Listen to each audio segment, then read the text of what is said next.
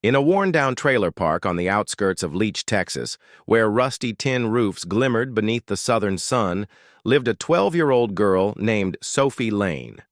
Every morning, Sophie woke up at 5 a.m., not to play video games or pick out cute outfits like many of her classmates, but to help her mother clean the small bakery where they worked part-time. Her mother, Joanne, was a thin but strong woman who always said, "You don't have to be rich to live kindly."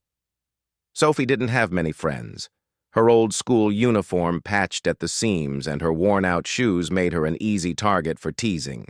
At Winslow Elementary, she usually sat in the back row of the class, quiet, reserved, but her brown eyes always held something deep, as if they carried songs she only dared to hum in her mind. Before we continue following Sophie's extraordinary journey, if you believe that a person's true worth isn't defined by appearance or background, but by unwavering passion and perseverance, consider joining our community by hitting like and subscribing. Together, we can share inspiring stories like this with more people. And now, let's return to the story where more surprises are still waiting ahead. One Monday morning, the principal's voice crackled through the PA system. "Welcome to Talent Week. If anyone would like to sign up to perform, please add your name to the list outside the office by Wednesday." The class buzzed with excitement. Some kids boasted about doing TikTok dances. Others planned to play piano or drums. Sophie stayed silent. But that night, after washing dishes with her mom and listening to an old cassette tape her mother had recorded of lullabies years ago, she picked up a pencil and wrote her name on a small slip of paper. She whispered, "I'll sing that song, Mom, the one you used to sing when I was sick, Scarborough Fair." The next day, she stood still in front of the bulletin board outside the school office. Her hands trembled. The list was already long. And then, with a deep breath, she wrote her name on the very last line, Sophie Lane singing.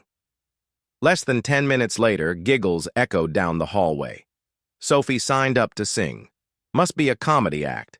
Maybe she'll sing through a rice cooker. Sophie heard every word, but she didn't cry. She just lowered her head and walked away, clutching the little notebook where she had neatly written the lyrics in her tilted handwriting. That evening, her mother found her practicing alone in her room, her voice shaky but as clear as spring wind. Joanne quietly opened the door, said nothing, and eventually sat down beside her daughter. "You know," she said softly, "I once dreamed of standing on a stage, too. But then Grandma got sick, and I had to leave school to take care of her. I never regretted it. But if I could see you walk onto that stage today, that would be the most beautiful gift I've ever received." Sophie looked up at her mother, eyes brimming with tears. "Will you come?" Joanne nodded. Even if I have to walk there at rehearsal day, Sophie was the last contestant. The music teacher spoke briefly. "Do you have a backing track?" "No, ma'am. I'll sing a cappella, a sigh, a few eye rolls." But Sophie stood tall, closed her eyes, and began, "Are you going to Scarborough Fair?" It was just her bare voice. No microphone, no instrument, no spotlight. But within seconds, the room fell still. The music teacher looked up. Another teacher, mid-pour with a cup of coffee, froze. Sophie's voice was like a fine mist, slipping through the cracks of even the most closed-off hearts. When she finished, no one clapped. Not because they didn't like it, but because they'd forgotten what they were supposed to do after something so raw, so fragile had just unfolded. On the way home, Sophie asked her mom, "Mom, if people laugh, should I stop?" Her mother smiled and gently squeezed her hand. "No, sweetheart. You keep singing because the world needs to hear the voices that have never been heard." That morning, the courtyard of Winslow Elementary was packed. Flags and decorations draped both hallways, and a temporary stage set up in the auditorium was adorned with colorful balloons. The LED board flashed the words, "Winslow Elementary, let your light shine." Sophie Lane arrived early. She wore a simple white dress, the only one in her closet that was still intact. Her mother had carefully ironed every crease. Her brown hair was neatly tied into two small braids. Her face looked a bit tense, but her eyes were determined. In her hands, she still held the faded notebook where the lyrics were written. Her mother stood beside her, holding her hand. Even after working the night shift at the bakery, she had made every effort to be there. Her face looked pale from lack of sleep, but her eyes were full of pride. The students performed one by one. There was a modern dance group with sparkling lights. A boy played electronic drums with a small speaker set. A girl in a pink dress sang pop songs through a wireless microphone. Each act was met with cheers from friends in the audience. Sophie sat alone in the waiting area. No one spoke to her. A few sideways glances came her way, followed by soft giggles. Some students whispered, "Just wait, the fairy tale act is coming." Heard there's no music. Going to sing a cappella. Sophie's name was called. The MC, a young teacher, announced her performance with a hint of hesitation. And finally, we have a solo performance without any background music. She will be singing Scarborough Fair. Please welcome Sophie Lane. A few scattered claps. Some students pulled out their phones ready to record for fun. One even prepared a funny sticker to upload to the school's internal social network. Sophie walked onto the stage. From up there, she couldn't clearly see the crowd. The stage lights were too bright. But she knew her mother was there sitting in the third row by the window, and that was enough to make her stand tall and take a deep breath. "Are you going to Scarborough? Parsley, sage, rosemary, and thyme." Her voice rose, gentle like wind sweeping across a meadow, soft, unpretentious, but heartbreakingly sincere. At first, there were whispers, some impatient glances, but gradually the entire auditorium fell into silence. A strange hush spread across the room. Not the kind of silence born from boredom or disinterest, but the kind pulled in by captivation.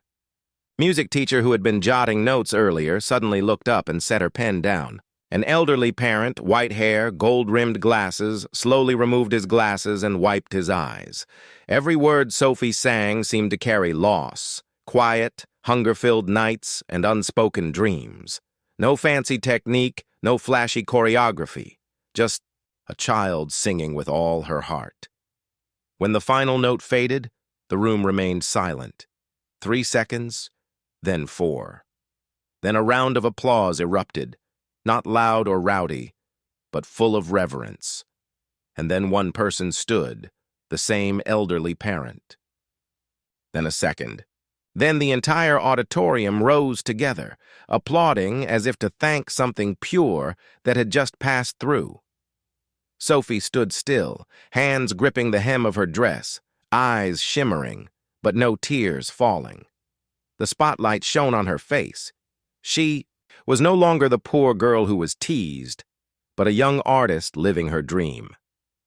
Down below, her mother slowly rose to her feet, one hand over her heart, eyes red but lips smiling.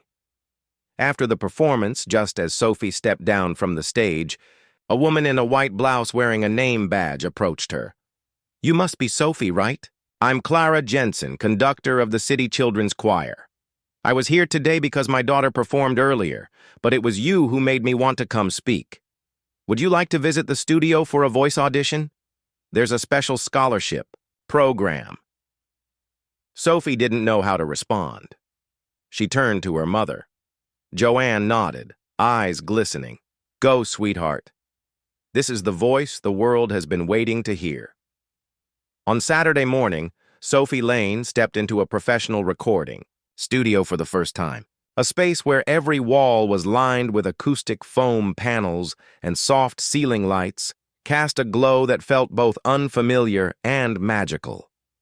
Outside, the traffic noise of downtown Amarillo buzzed on like any other day. But inside this room, everything felt suspended in time. Clara Jensen, the conductor who had invited Sophie, had picked up Sophie and her mother from the bus station.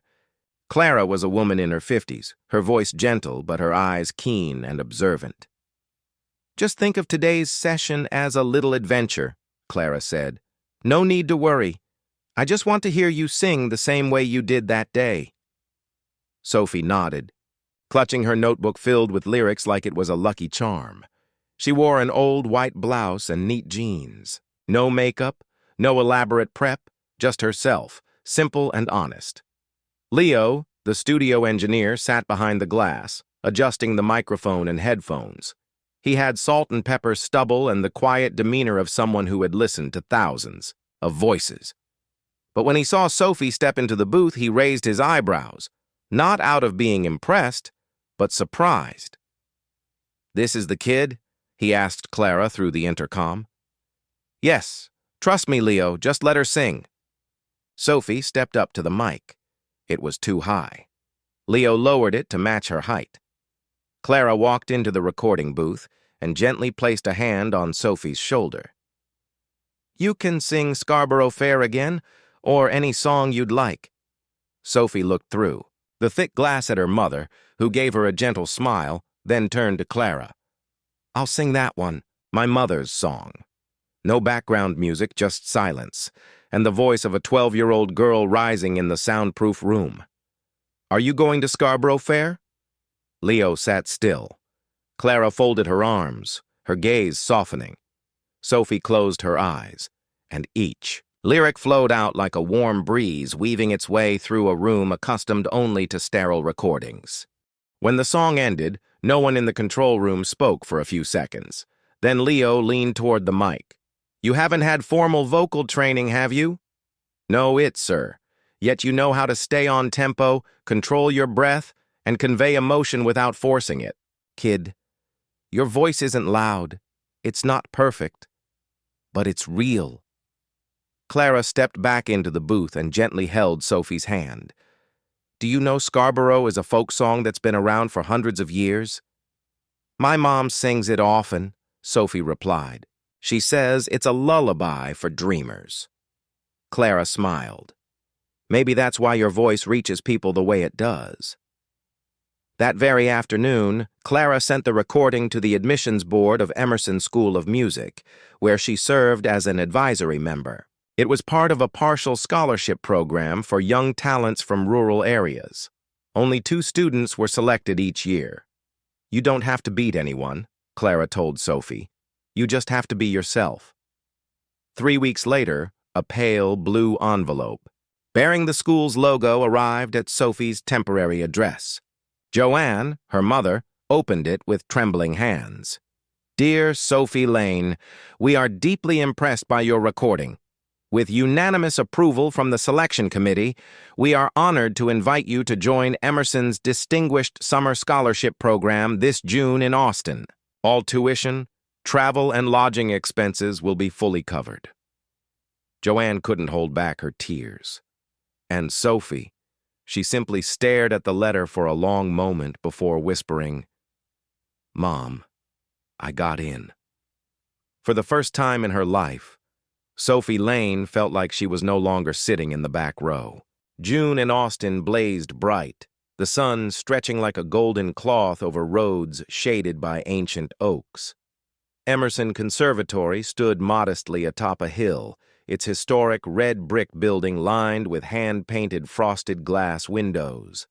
For many students in the program, it was simply a prestigious summer camp.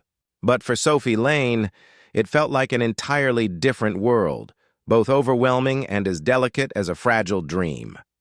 On the first day, Sophie pulled her old suitcase into the dormitory, walking slowly among classmates in floral dresses, designer shoes, and embroidered backpacks. They came from New York, Los Angeles, San Francisco. Some had vocal coaches since the age of 7, others had performed in major theaters or sung with international choirs. And Sophie, from a trailer park in Leech, had never studied music theory and still kept her worn notebook of handwritten lyrics tucked in her suitcase. The opening orientation took place under a domed hall. Clara Jensen, the woman who had introduced Sophie to the program, stood at the podium, her voice soft but resonant. "Here, We don't seek perfection. We seek souls that tell stories through music. Remember, sometimes the simplest voice is the one people listen to the longest. But Sophie soon realized those words didn't fully reflect what happened behind the scenes. The first workshop was vocal anatomy. The teacher handed out full-colored diagrams of the larynx explaining the diaphragm, vocal folds, and resonance placement. Sophie was bewildered. She had never heard those terms before.